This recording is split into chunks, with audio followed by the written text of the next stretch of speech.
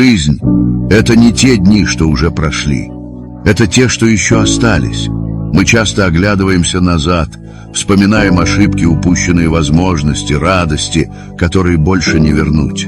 Но прошлое — это лишь тень, а будущее — свет, который ждет впереди.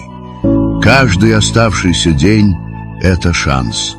Шанс сказать важные слова, сделать то, о чем вы мечтали, подарить тепло тем, кого любите. Не тратьте время на сожаление о том, чего уже не изменить. Лучше спросите себя, что я могу сделать с тем временем, которое у меня еще есть.